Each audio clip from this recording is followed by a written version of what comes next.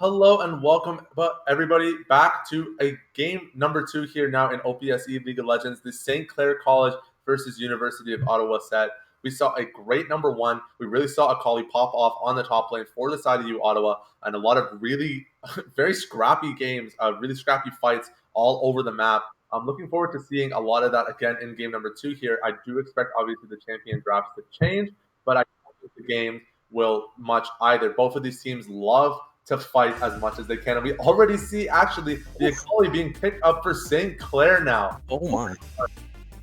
We were talking about this before, about how Akali should probably be getting banned, but I guess if you pick it for yourself, that's a sound solution as well.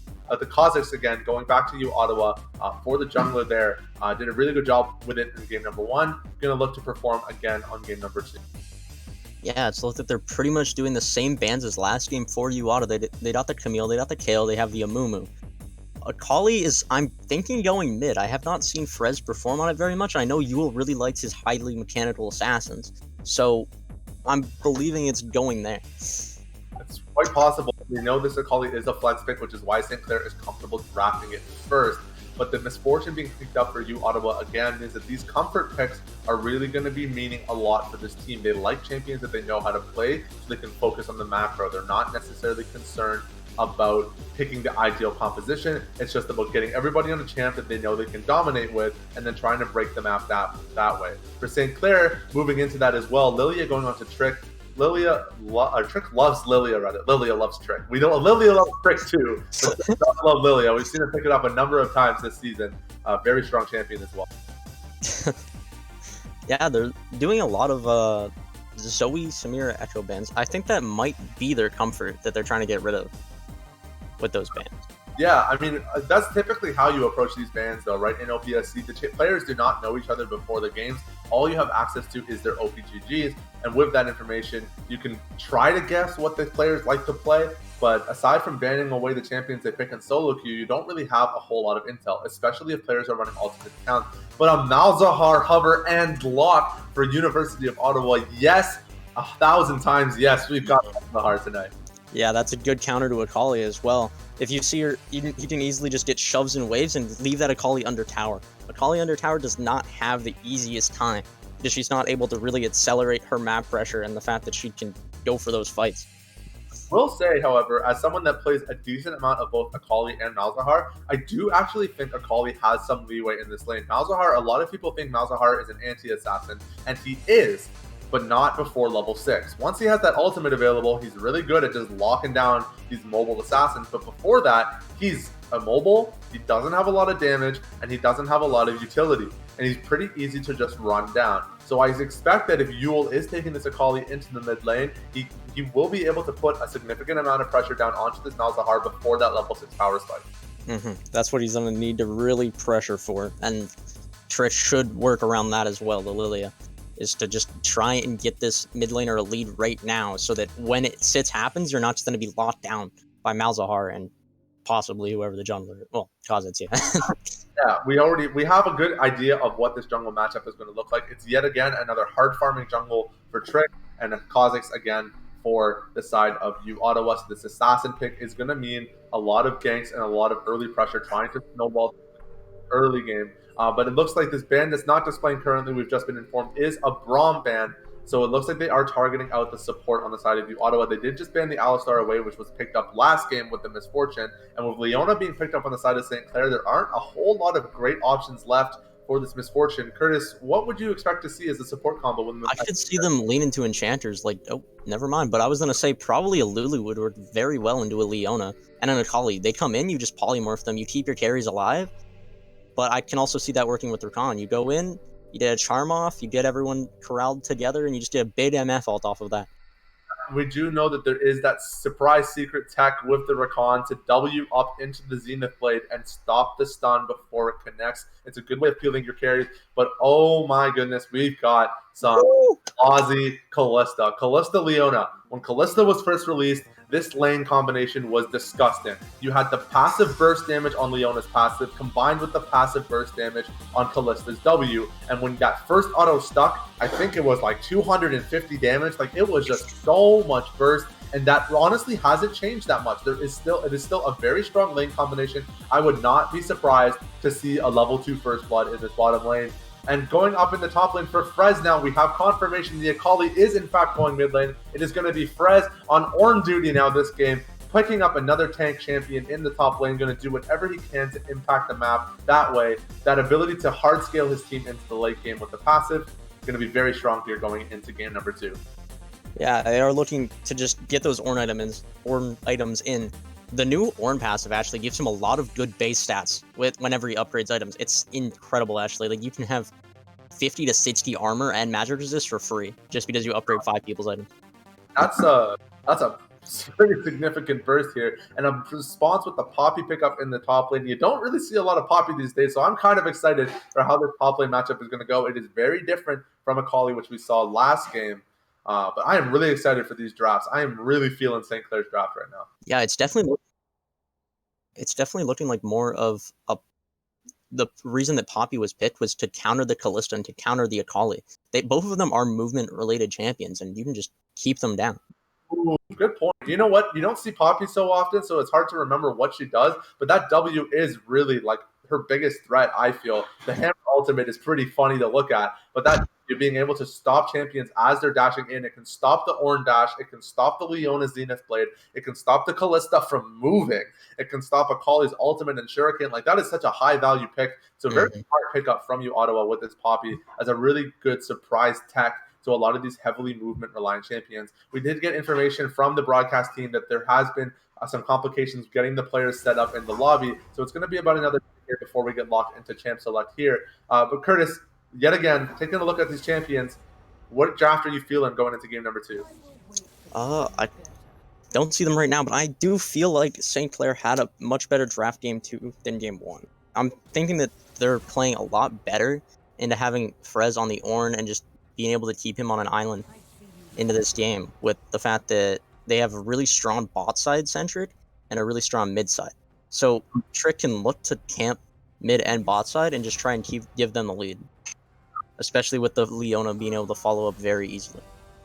A lot of really good synergies in these side lanes, and obviously with the Akali against the Malzahar in the mid lane, it is a very strong lane, as we mentioned before. But before we get too far into this, we would like to introduce the players officially from U Ottawa. We saw them dominate game number 1, but let's give them a warm welcome. Up in the top lane, we have Tuesday playing Poppy. In the jungle, Fluxe playing Kha'Zix. In the mid lane, Open Backpack going to be playing the Malzahar. On the AD carry role, it's going to be TA for life. Playing the, oh my gosh, remind me again, what do we have here for AD carry? I believe it was Misfortune. Misfortune, yes, thank you. And then in the support role, Digital Lotus is going to be playing the Rakan.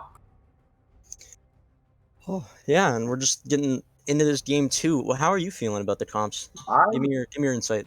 Love St. Clair's draft. I really like the Ornn Lilia because it just gives you such a good team fight and late game. I think Akali is just an excellent pick right now that can't be ignored. Lazi, we've seen him just destroy games on Kalista, and of course the Kalista-Leona combo is just super strong. So I think, again, St. Clair has done a really good job of drafting strong lanes with strong synergies. A lot of them are on comfort. I haven't seen too much of Yule's match history recently, so I don't know how much games he has on Akali, but I can't imagine he's that rusty. No, I mean, we've seen him on a lot of Assassins, right? We've seen him on Silas earlier this season. I believe we saw, oh my gosh, I think it was LeBlanc as well. Like, we've seen him on a couple AP Assassins this season already. This Akali is going to be, like, you know, second nature to that Assassin style of play. I believe it's a champion he's picked up in solo queue a couple times already this season, if not last season. So it is going to be a pretty strong pick here for the mid lane. I do, however, feel that this Poppy pick is going to make Yule's life very frustrating in these mid-game team fights. Both the carries are being countered by that Poppy W, so you really have to play around it and keep her away from them to the best of their abilities. They have to do a lot of peel, and Poppy gets in very easily. She could look to ult away any of these targets and just create a 4v5. Poppy feels very underrated recently. That's what I'm doing at. Oh, and that's a good point. And I believe with the new mythic items, we might actually see that strength up in the top lane. I wouldn't be surprised to see a Frostfire Gauntlet being picked up for Poppy. The Iceborne Gauntlet was traditionally a very good buy, and a lot of characters like to build Iceborne and Sunfire, but it was just too inefficient, so those characters meta. But now with the ability to build the Frostfire and get the value, the best of both worlds on that item, champions like Poppy might actually start to see a little bit of a resurgence here. Yeah, and the Frostfire can actually proc off of the passive auto. So it just goes long distance, and then you have a slow field around you. And the slow field into a Callista means that she's not auto-attacking as much. She has to just stand there, and then you can close the gap, and then just W on her. And Callista is really strong, but it's going to be hard to see it kind of play to the best of its ability with all of these scary threats on the side of you, Ottawa, presenting themselves here in this game.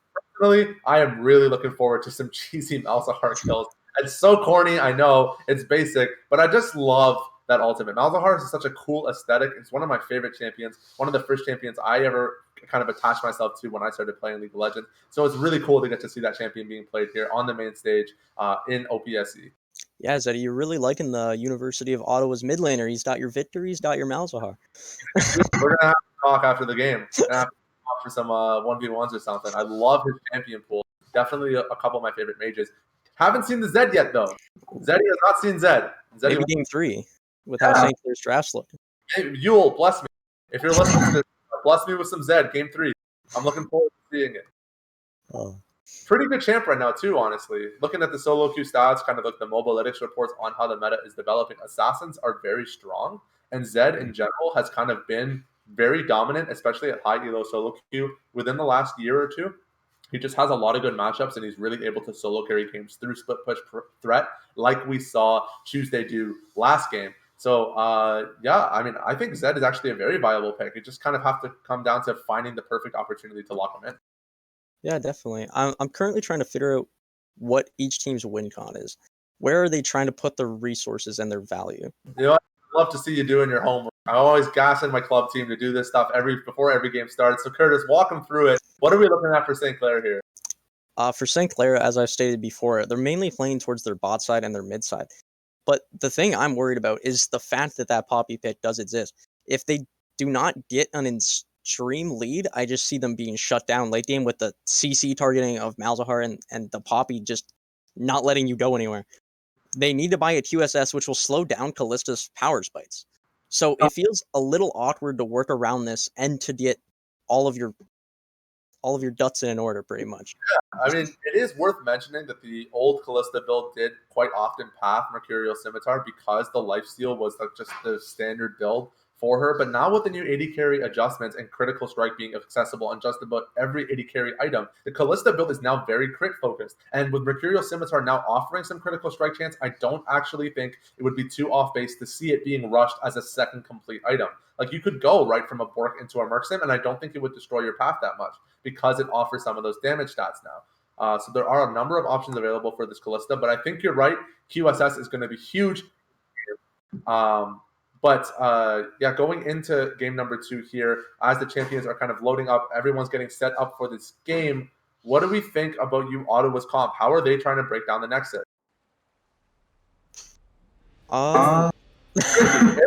Weird. I'm not gonna lie. I'm having a hard time dissecting it myself. Yeah, I'm playing off like I'm coaching, but honestly, I'm asking because I have no idea what I'm trying to do. It's definitely a little different, but I could see them. I feel like they have to play the bot side because you can't really gank an Akali, especially as Kha'Zix. Like pre-sits, they're not going to be able to do anything. So I believe that Malzahar will mainly just have the prio there, and then they can look to get invades to put the Lilia behind, which then can help their bot lane. Once you put the Lilia behind, and then they have this lane where it's just Rakan, Misfortune versus Callista and Leona, you could just look to use your roams as Malzahar and your lane pressure to just go bot lane after sits and see if you can just ult onto the Callista pretty much.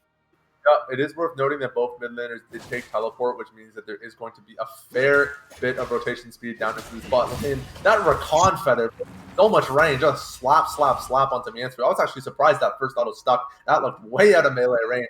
But good on Digital Lotus, knowing his range, knowing his champion very well, getting that cheeky little poke in. Does actually have the poke support item I'm blanking on the name right now, but does have the ability to generate gold through the damage reveal. Stealth Thief's Edge, thank you very much. That's going to be some quick, easy gold there for the Rakan here. A little scrap up in the top lane, but Tuesday is going to walk himself right out of there as we get set up here with the minions spawning now. Game number 2 right underway.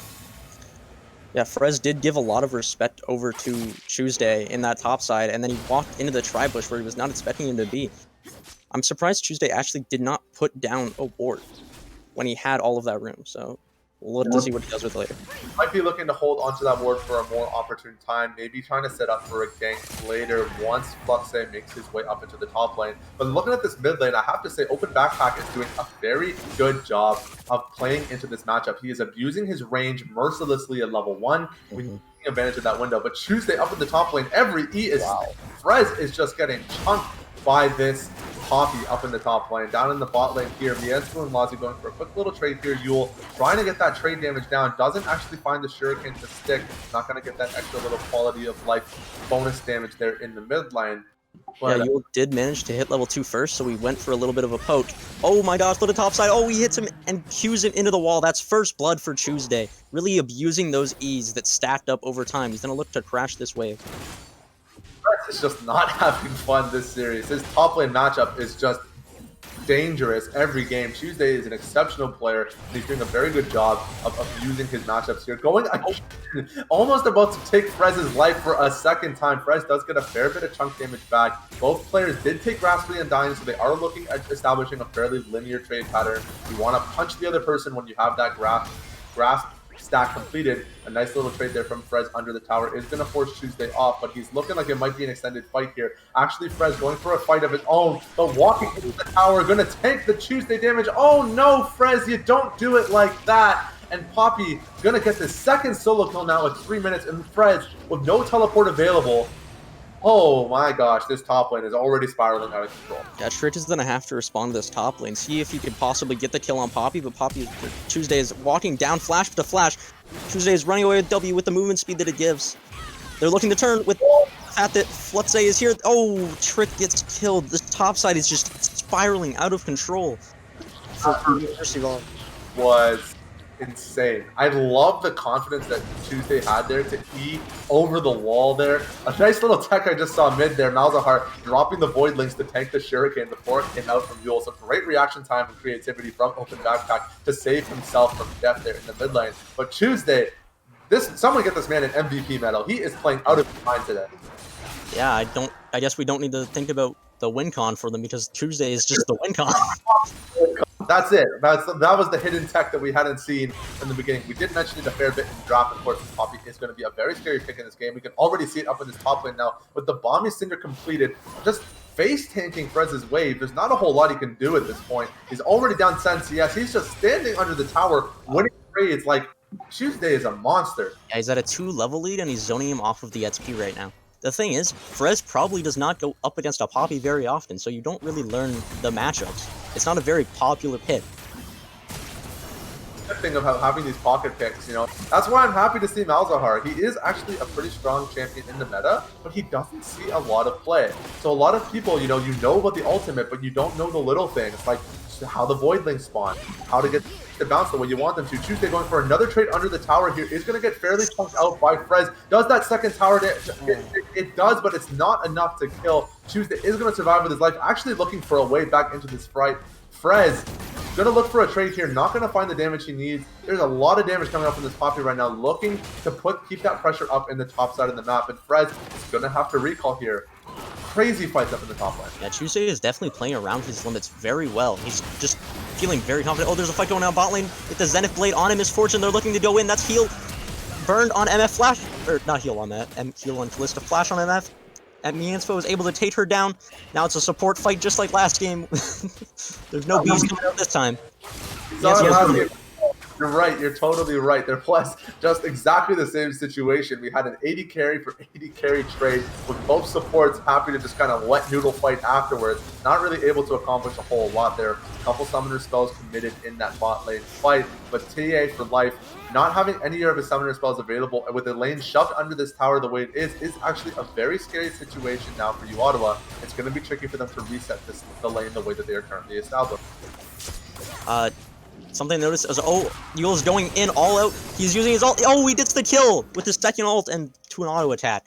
Something I wanted to talk about before was the fact that MF actually got the kill, and then Miansfo got the kill. So there's a little bit of a goal disparity on the ADC side. Yeah, that's a really good point. Actually, there's a lot of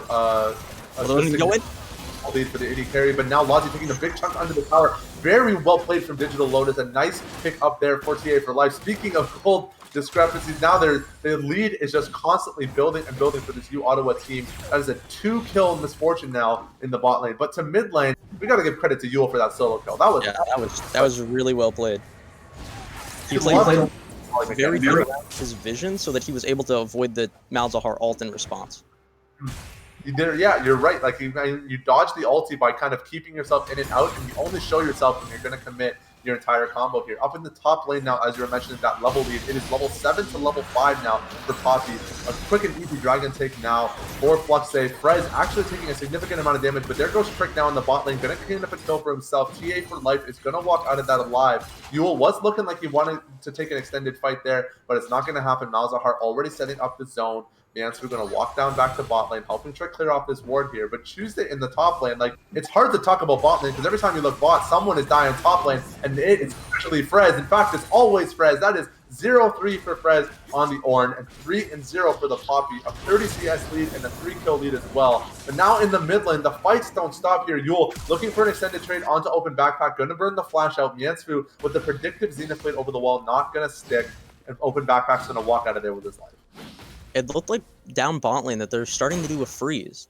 They have this wave pushing into them, and they're just going to force Lozy to come out on this wave to get any XP and gold. And then they can look to bring FluxSafe down here to try and crash on them with the fact that they have level 6 on Rakan. Yeah, as these ultimates are coming up and available for U Ottawa, these team fights are going to get scarier and scarier. Digital Lotus actually does have more XP than the Misfortune because Misfortune dropped that early death and Digital Lotus did not. That means that the Rakan ult is available currently, but the bullet time is not yet. I expect that they will be coming up shortly, and around that moment, we might see FluxSafe rotate down bot lane and try to force a fight with that level advantage because on the side of St. Clair, neither ult is currently available for these supports here. So it means it's not going to be a very strong response to any engage that U Ottawa has to offer. U Ottawa is actually in a really good spot here because Trick has to go top lane if he wants to keep up his own lead, because all of his camps are up and top. So this freeze should last for about 2 minutes if they play it correctly. Well played here from U Ottawa. Miansfo actually walking up, sticking the stun down to Digital Lotus, but the charm and the bullet time, Lozy just disappeared. Oh my gosh, that is so much damage. That lethality Misfortune build really coming in clutch, putting that pressure on down. Like, Kalista just died. He didn't even have time to pop heal. Yeah, he just completely disappeared. I don't even think heal could have saved him. Frez looking to get this turn into an ult. Does he hit the ult? Oh, darn. Trick behind, possibly gonna look to run him down. They just disengage. You already see, looking at U Ottawa, the rotations up into the top lane. Open backpack is there with the ultimate, looking for an opportunity to commit it. Doesn't snap it in time. Trick is able to blast cone his way out of there. Is going to overextend for vision clear. Oh, you don't make that mistake. It's 30 gold for 300 gold. We talk about this at every VOD review, at every game. You can't make that trade. That is trading down. Yes, indeed. And that is going to be a big kill for U Ottawa now here. Getting some extra gold now onto this Kha'Zix in the assassin role. Oh, it's looking like a fight in mid lane. They got the stun on the Rakan. FluxSafe coming in. There's no ult on FluxSafe or on open backpath. They're looking to run down FluxSafe right now. Yule running him down. Hitting the auto. That's Lozy's ult. And it was just a really well-turned fight for them. They just let them overextend. They played it patiently and just turned it really good. Really good rotation from the bot lane. Lozy and Miansfo moving up from the bottom side, getting that kind of sense. Their spidey senses were tingling for sure, knowing that Kha'Zix was looking for that play in the mid lane, especially since Malzahar didn't have an ultimate available. That's usually when a team wants to kind of jump on and take advantage of that open point. So Kha'Zix going in there, being the defense for them, doesn't matter when bot lane's there as well. A 2v2 becomes a 2v4, and you can't win those 2v4s in those situations. So very well played from St. Clair to put themselves in the right place at the right time. They had the freeze in bot, actually, so Kalista was most likely just going to be on the map. Look at the CS difference from Lozy and TA right now. It's about 4. It's it's that freeze went really hard on them because Lazi was able to get caught out twice by this Digital Lotus, and it just turned into such a big discrepancy that once TA is actually able to back, he's going to be very strong. So they need to try and kill him now. Engage onto the bottom side of the map. The Zenith Blade did stick, and Trick was looking for a way into the fight, but wasn't able to find it. The bullet time did get committed by TA for life, but he canceled it almost immediately, not able to clean up those kills there. But this top lane, every time you look bot, you just see Frez getting engaged on top, and it's like, where do I look? Where do I go? Fight everywhere and every second here. It's just like last game. We knew it was going to be a bloodbath when we saw these teams queue up, and here comes Frez committing the ultimate to defend his tower, but flashing out of the ultimate. That's a little bit of a missing ping play there for Frez up in the top lane. Is Tuesday going to go down to the tower? No, I do not believe so. Going to get that. Was that Triumph lifesteal? Like, he found a way to survive that. I'm not sure what happened, but man. I believe it's just shield from passive. What I actually did not even take into account was the fact that you can just walk up to Ornn with the Poppy W and he cannot ult. That is just... That is disgusting. So unfortunate. Just a really strong drafting choice from you, Ottawa, and Tuesday is playing it exceptionally well. 100 CS to 47 CS now for Frez up in this top lane. That's a 60 CS lead as well as 4 kills. The gold lead is just insurmountable now in top lane. The gold lead is intense in bot lane, and in the mid lane, your Malzahar is not your carry. He's your support. So your Malzahar just going even in lane is very, very good for your team here. So you, Ottawa, is very happy with this current situation. Now they're looking like they're trying to fight over Dragon here.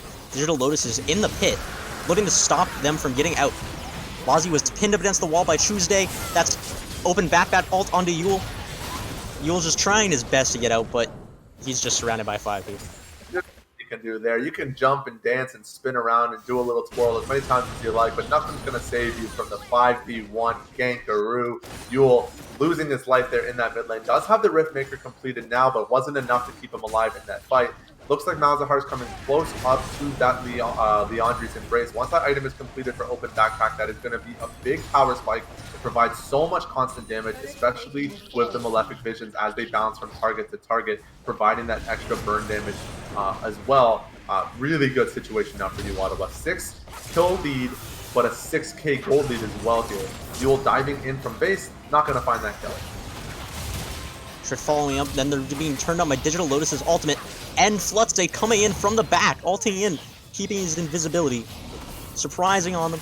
Oh, Mienzo with a good ult to slow down Flutze, hitting the E, getting Yule out, looking to try and turn, possibly being able to get a kill, but the support just does not have enough damage. The support difference for both of these teams is just so strong. Like, Digital Lotus is playing out of his mind as well. We've been talking a lot about Tuesday, but this Rakan is just doing everything, and Mienzo is doing everything he can to be just as irritating and frustrating on this map. He's doing a lot of work trying to respond to these engages from the side of you, Ottawa, but he just doesn't have the damage follow-up. When your carry is this far behind, when your top laner is this far behind, when your jungler even is nearly losing a farm gap to a Kha'Zix, like, it is very hard to support carry this game. So shout out to these supports for doing everything they can in this game. Unfortunately for Mienzo, Digital Lotus just has the upper hand here with how strong his laners are doing. Oh, speaking of Digital Lotus, it looks like he's getting caught out. His W was cancelled. He had the flash over the wall. Lazi with the flash chase into the ult. Mienzo under the tower, hitting the Q. Lazi with the E. Able to cancel that out. Mienzo getting ulted on by TA for life, and then open backpack ulting Lazi. They got caught out because of the overstay and the greed that they had by going under that turret. I mean, it was a really nice play. It's funny trying to remember all the hotkeys. There's so many characters with so many abilities. It's hard to remember what goes where and what presses what. That Ren kill cleaning up the Rakan in the bot side was a nice kill for Lazi, but a 1-for-2 trade is not an ideal situation, especially when your team is trying to establish lane priority. We can already look now in the bottom side. Misfortune getting the great shove now onto the bottom side of the map, only going to extend her lead. The CS lead now nearly a 50 CS lead with the Eclipse already completed. This is just a very scary carry. Yeah, scary carry. You said it again. She already has her mythic, and Lazi just died after the kill, and he does not have his mythic. He has boots, because that's just what you need to go as Kalista in order to get those autos off faster and to keep that movement speed up. So it feels like it's a really awkward spot with how big the gold difference is. It's about 7k at 16 minutes, which is insurmountable. It's actually very well played by you.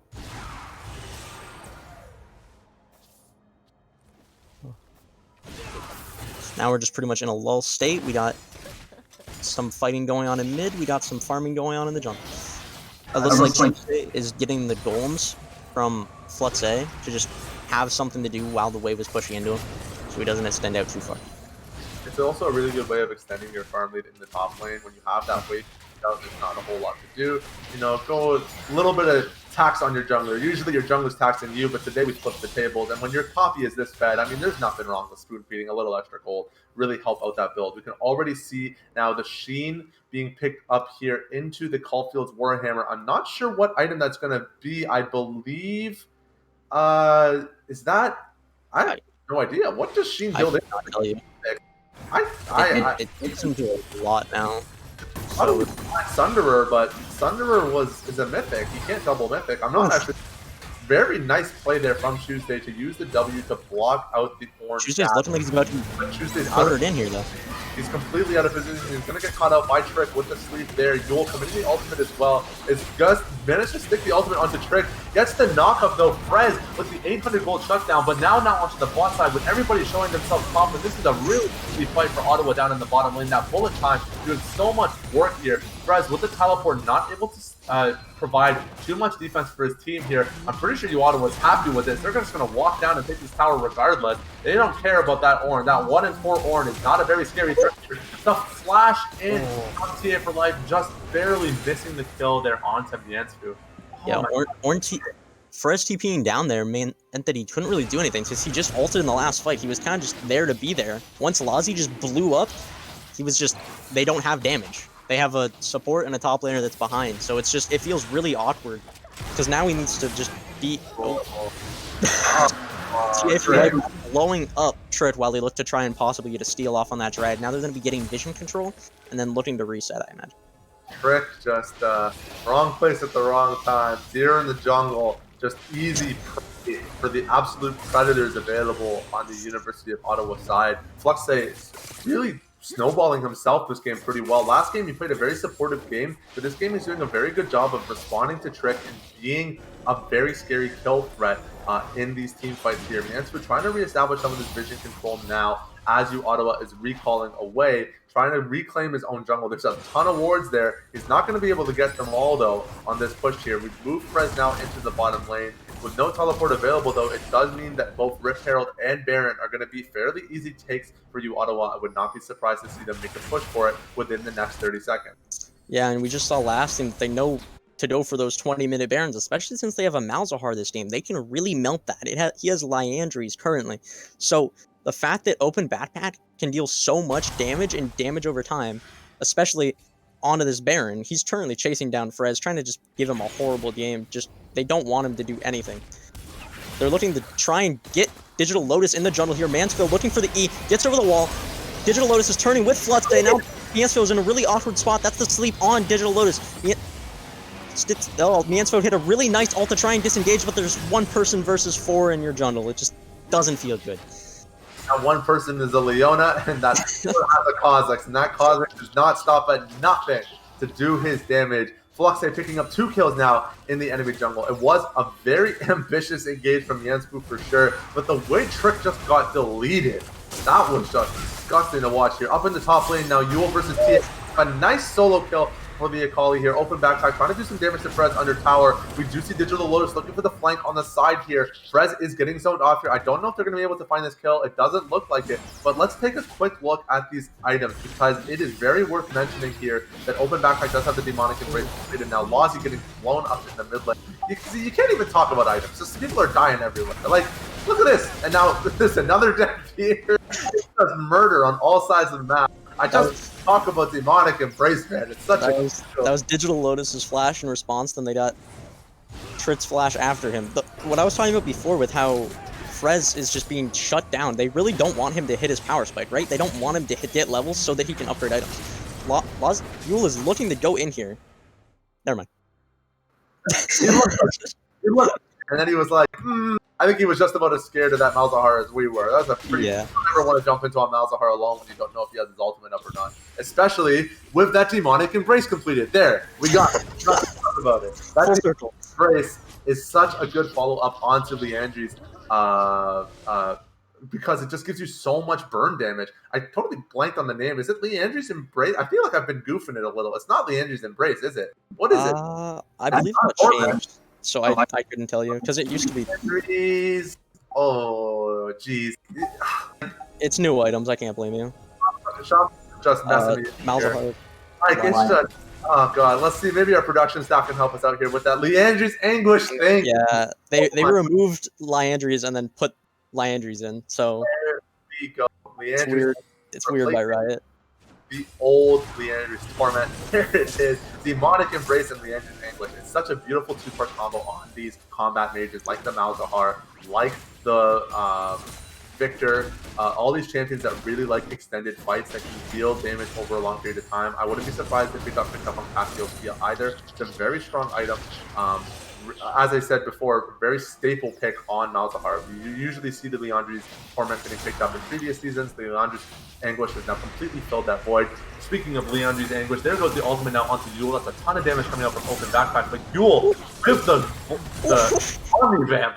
Like, he just killed all that damage back with the demonic embrace on his side now, too. It's demon versus demon, and Yule just won the battle of the demons there in the bot lane there with that Omni Vamp. Great healing, great damage from the Sakali, great retro play as well. Yeah, Yule played that very well, actually. He just got ulted, and then he just turned it entirely out on his favor with the fact that he was able to just maneuver around his vision very well, and didn't get autoed more than, like, twice, I think. Yeah.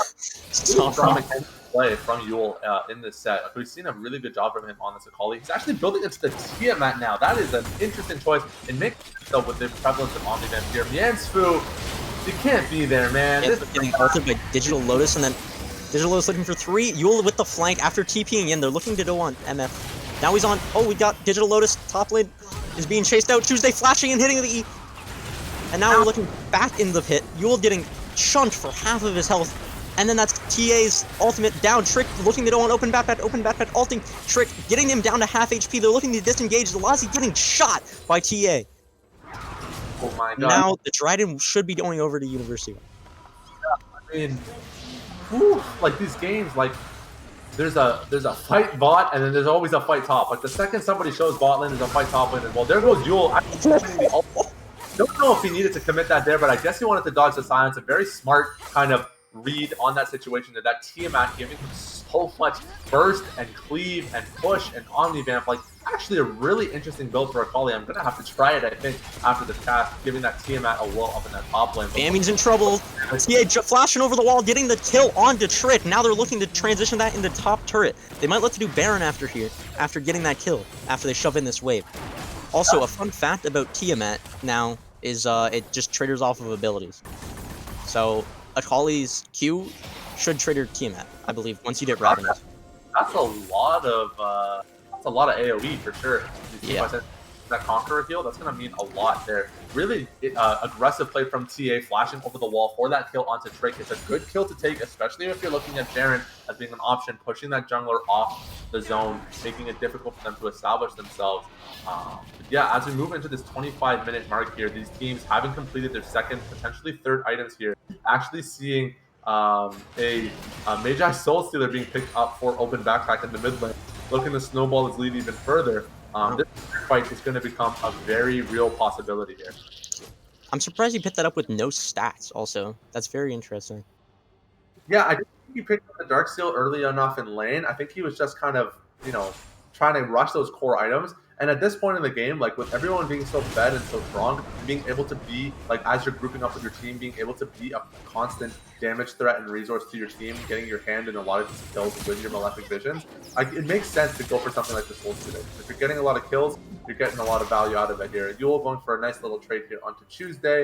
On the other half of the map, they're going for Baron with the Malzahar push. I can't exactly see the health right now, but I imagine it's just melting. It's about 4K. The jungler will not be there in time. This Baron is definitely going over to you.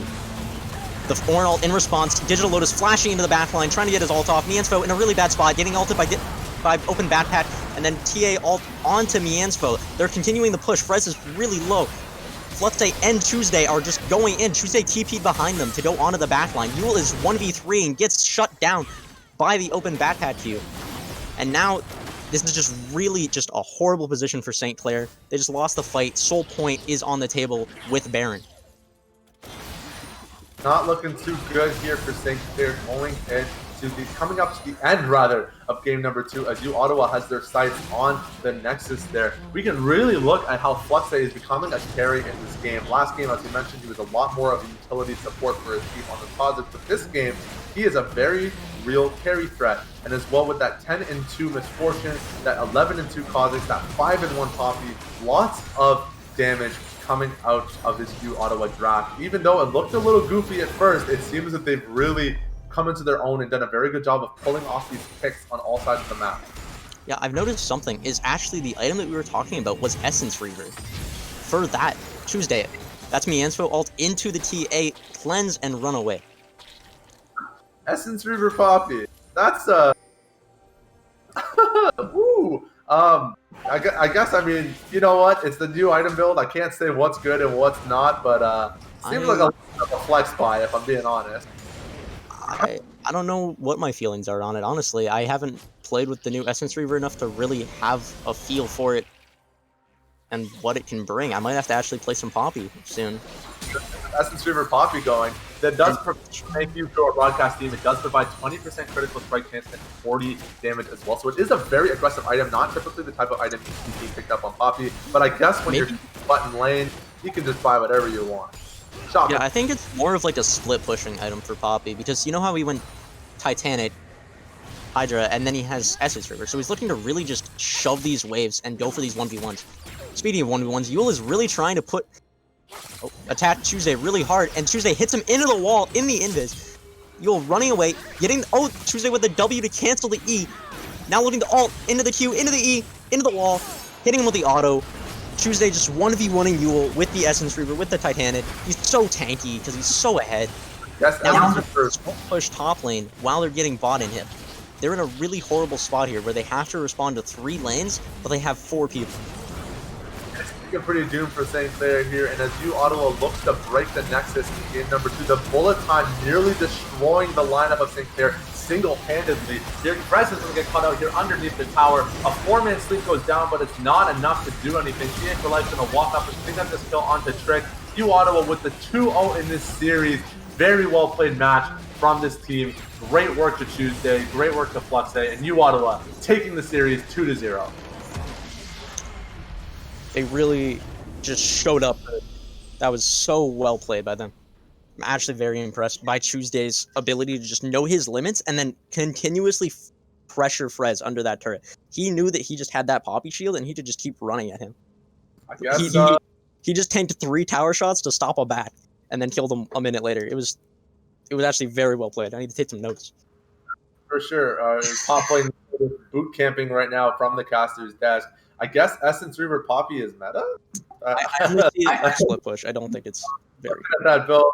No, of course I'm joking. I don't think that's a very popular build, but it's a very fun build to do when you are destroying your lane the way that Tuesday did in this series. Very well played from the top lane. Definitely a top lane carry series, but it is worth noting that the strong players in all the other roles, of course, the jungler, doing a really good job of providing pressure to all those lanes, cleaning up kills, rotating and taking advantage of his lane priority on the top side. Of course, Digital Lotus on the support role doing a great job of initiating team fights, some expertly timed recon ultimates to set up for his team, set up for that bullet time, as we mentioned during Champ Select. Really good synergy there. So very well played from University of Ottawa in this series. Yeah, they just played really well into their matchup, and bot lane went really well after they got that freeze going. They got those 2 really easy kills on the Lazi. Well, the second one was easy, the first one wasn't. They towered over him on the second one, and then after that, they turned that into a freeze. And since Trick had to go topside, they had that freeze for about a minute, 2 minutes and a half, and then that made the CS difference like 40, 50 CS. And that is just extreme, especially in this preseason with how important these items are. These mythics are insane. If you have a mythic and the other enemy doesn't, you can just kill them straight up. It's not hard. It's it makes the laning phase so much more volatile. And U Ottawa did a very good job of drafting strong lanes and abusing the strength of their lanes. So definitely for St. Clair, as we always say, it's a tough loss, but it's also a learning opportunity going into our next game. Having had their first game in the OPSE season with these new items, definitely going to try out some new builds. I wouldn't be surprised if Frez starts picking up some Essence Reaver Coffee himself, trying to get that split push game going. But very good series of game and a fun game to watch as well. Really fun time for us. I know I personally had a really good time watching these games and seeing some awesome League of Legends action. Yeah, it was really good games. I definitely think that there's a lot to learn from it for St. Clair, and they can definitely adapt to just improve on it next time and just work on those laning phases since this preseason is so important. Yeah.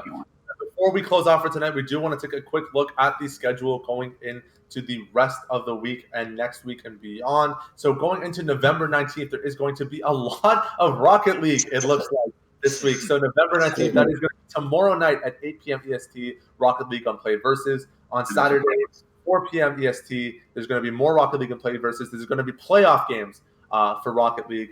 Going again on November 21st, on Saturday as well at 8 p.m., Rocket League in UCEA. Then on Sunday at 4 p.m., Rocket League and Play Versus again. And then another 8 p.m. game for Rocket League and UCEA. So tons of Rocket League action this Thursday and this weekend. So if you are a fan of car soccer, make sure to tune into the Saints Gaming channel and catch these games live. Going to be a lot of fun to watch these playoff games. Yeah, I haven't really played too much Rocket League myself, but I've seen a lot of definitely impressive plays. So I'm extremely excited to see how our team can fare in those playoff games. Yeah, some very good players on our Rocket League roster. Fusion obviously being a pretty big name for St. Clair in our Rocket League team. So definitely go out, show up and support him and the rest of his squad Thursday and Saturday and Sunday. Before we close off tonight, Curtis, do you have any final thoughts on the game you'd like to share? I thought it was pretty well played by University of Ottawa for sure. They definitely just accelerated their leads very well, and I think it was a really good example of the first game of preseason because it just showed that once you get a lead, it's definitely you can just accelerate and snowball it so hard with the fact that items are just extremely important right now with those mythics and just shutting down the enemy top lane into being able to get those heralds. Because I think in the first thing they got 2 heralds, I believe, and then they just shoved one top lane as they got Baron, and it just felt horrible for St. Clair to be able to come back from that. So it's just a lot of well-played macro and just really good laning setups. Good games, of course, and as the season progresses through OPSE, it will be exciting to see how the new additional changes affect the game as Riot releases more updates going into the preseason. Before we close off, a quick shout out again to our sponsors for supporting tonight's event: St. Clair College Alumni Association, PC Outlet, Zekelman School of Business and IT, St. Clair College, Tim Hortons, and the St. Clair SRC. Thank you so much for supporting tonight's cast and every other cast here on the Saints Gaming channel.